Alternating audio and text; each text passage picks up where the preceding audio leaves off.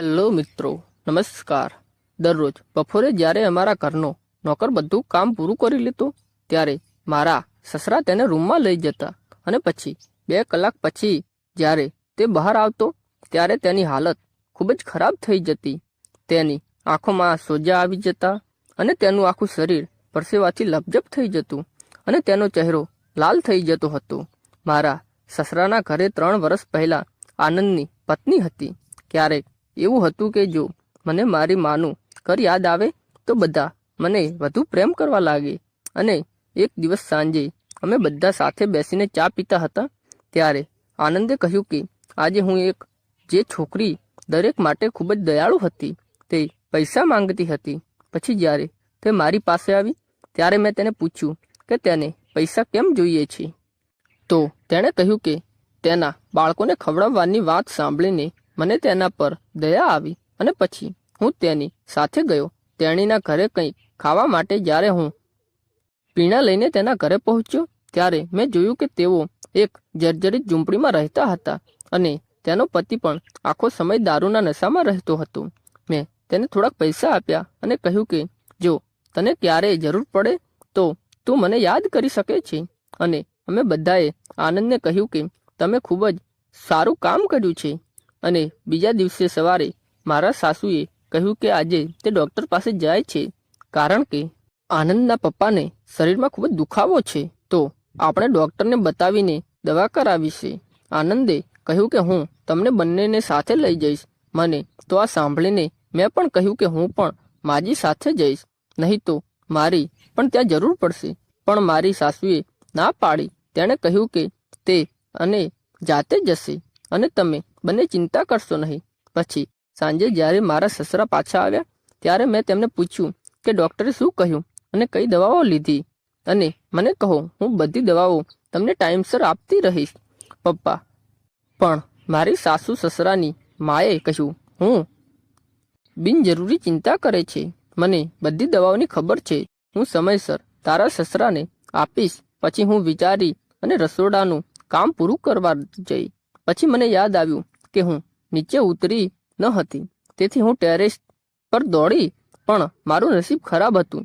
મારો પગ સીડીઓ પરથી લપસી ગયો. આનંદ તરત જ મને ડૉક્ટર પાસે લઈ ગયો અને ડૉક્ટરે કહ્યું કે મારી કમરમાં હાડકામાં ફ્રેક્ચર છે અને ડૉક્ટરે મને બેડ રેસ્ટ કરવાનું કહ્યું અને મને કમર પર પટ્ટો બાંધવાનો બેલ્ટ પણ આપ્યો.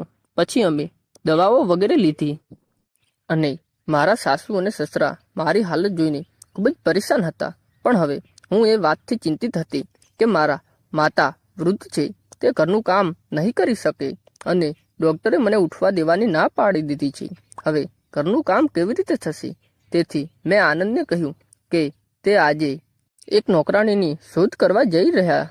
મિત્રો, કે જો મને કોઈક સારો અને પ્રામાણિક નોકર મળે તો તે સારું રહેશે. એવું નથી કે નોકર ઉપલબ્ધ નથી, પરંતુ કેટલીક જગ્યાએ કેટલાક નોકરો ખૂબ જ ઉચ્ચ ધરાવતા હતા અને કોઈકનો બિલકુલ ઈરાદો નહોતો.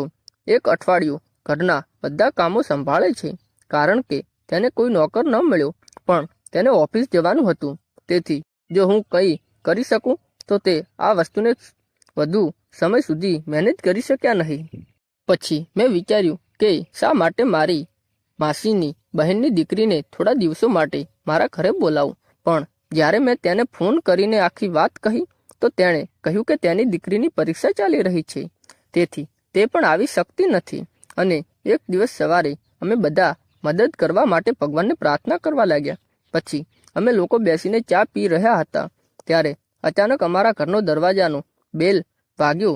ત્યારે સામે એક મહિલા ઊભી હતી અને આનંદે તેને કહ્યું કે તું અહીંયા?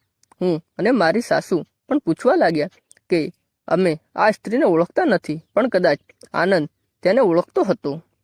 પછી એ સ્ત્રી અંદર આવ્યા અને કહ્યું કે આ એ જ વ્યક્તિ છે જેને મેં મદદ કરી હતી. આનંદે તેને પૂછ્યું કે દીદી, આજે તમને કઈ મદદની જરૂર છે?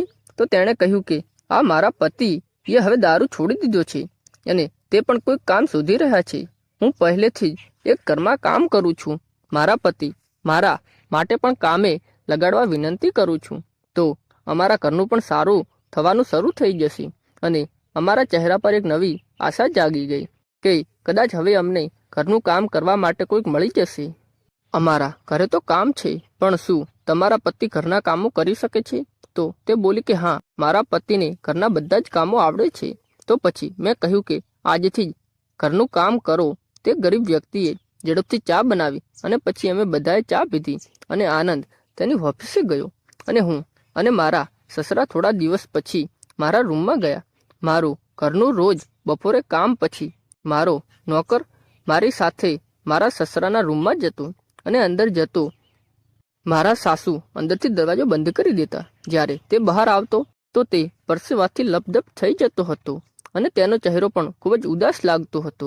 શરૂઆતમાં તો હું આ વાતને બહુ ગંભીરથી લેતી ન હતી, પણ જ્યારે રોજની દિનચર્યા બની ગઈ ત્યારે મને સમજાયું નહીં કે મારા સસરાએ નોકર સાથે શું કર્યું, તે પણ બંધ રૂમમાં. અને ક્યારેક હું બહાર જતી તેની હાલત કેમ આટલી ખરાબ હતી તે જાણવાની મેં ઘણી બધી કોશિશ કરી, પણ હું ના કરી શકી. પછી મેં આનંદને આ બધું કહેવાનું નક્કી કર્યું. તો તે પણ અમને બંનેને ખૂબ જ નવાઈ લાગી. આ બાબત જાણવા માટે એક યાદી બીજા દિવસે આનંદે તેની ઓફિસમાં ન ગયો અને નોકરના રૂમમાં જતા પહેલા આનંદે અને હું મારા સાસરિયાના રૂમમાં જઈને સંતાઈ ગયા. અને પછી જ્યારે નોકર અંદર આવ્યો ત્યારે મારા પિતા સાસુએ અંદરથી દરવાજો બંધ કરી દીધો. આ પછી મારા સસરાએ તેમના કપડાં ઉતારવા લાગ્યા અને આ બધું જોઈને હું ચોંકી ગઈ અને સમજી શકતી નથી કે શું થઈ રહ્યું છે.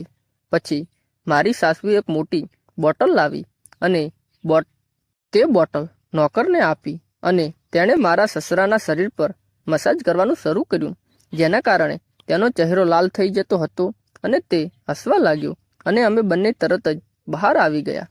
મને જોઈને મારા સસરા ગભરાઈ ગયા.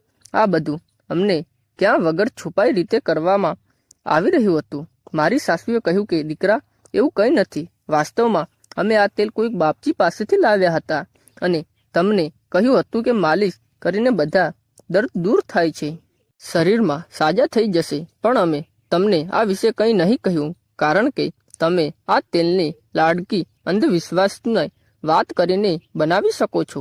તેથી અમે વિચાર્યું તમારાથી આ વાત છુપાવીને, અને હવે હું વૃદ્ધ થઈ ગઈ છું અને મારા હાડકામાં તમારા પિતાને માલિશ કરવા માટે જીવ રહ્યો નથી. તેથી જ મેં તમારા પિતાને આ નોકર દ્વારા માલિશ કરવાનું શરૂ કર્યું. પણ હા, આ માટે હું તેને અલગથી પૈસા આપું છું.